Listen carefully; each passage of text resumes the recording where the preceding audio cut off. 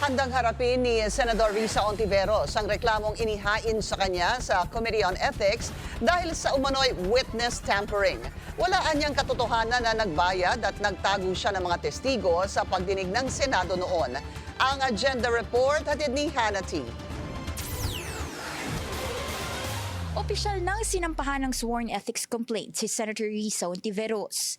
Ang nasa likod nito, mga abogadong sina PDP Laban Deputy Spokesperson Ferdinand Topacio, dating Congressman Jing Paras at Manny Luna.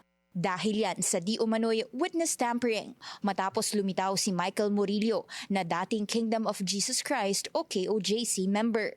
Naging witness siya sa Senate investigation ng komite ni Hontiveros last year tungkol sa mga pag-abuso umano sa loob ng KOJC. Pero kalaunan, binawi niya ang mga testimonya dahil binayaran daw siya ng 1 million pesos ni Hontiveros para idawit sina KOJC leader Pastor Apollo Kibuloy, former President Rodrigo Duterte at Vice President Sara Duterte. The issue here is not whether we believe or not. That is why we want the Senate to investigate. The issue here is due process eh. Hindi po pwede yung upper chamber ay may mga tao na nagbabayad, nagtatamper, nag-iimpluwensya at nangingid na po ng mga testigo. Bahagi rin ng complaint ang nooy 2023 formally investigation kung saan nagbayad umano ang driver ng senadora sa isang witness para mag-testify. Dumaan ang formally sa mga alegasyon tungkol sa overpriced medical supplies na dineliver sa gobyerno noong panahon ng pandemya. Inakusahan din ng mga abogado si Hontiveros ng kidnapping.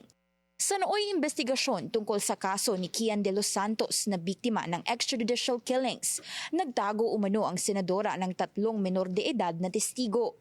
Nanindigan si Hontiveros na kumpleto siya sa resibo at babasahin niya muna ang nasabing complaint. Recycled lies, harassment, ano pa nga ba? Ako naman ay buong loob kong haharapin yung complaint nila once na mabasa ko. Ang naming trabahong ginagawa dito sa Senate. May mga drama pa dyan, pero sige lang, di po kami magpapadistract dyan. Nang tanungin kung may nasa likod ng mga abogado, sagot ni Hontiveros, wala nang bago tungkol dito. Ano ba yung track record nila? Laging may nasa likod din. Una na ring inihayag ni Hontiveros ang pagiging bukas niya sa paglahok sa 2028 presidential elections. Pero hindi raw dapat bahira ng politika ang mga proseso sa Senado. Sa ngayon, hindi pa constituted ang Committee on Ethics na pag-aaralan ng nasabing reklamo. Wala pa kasing chairperson nito. Pero una nang lumitaw na posibleng si Senator Robin Padilla ang manguna sa komite. Siya ang dating PDP Laban President na kalaunay bumaba muna sa pwesto para mag-focus sa pagiging lawmaker. Sino man daw ang magiging chairperson ng Ethics Committee, tiwala si Hontiveros na in good faith ang magiging investigasyon. Seryosong aligasyon kasi ang ethics complaint, kaya dapat seryosohin din daw ito. Para sa agenda, Hannah T, Billionario News Channel.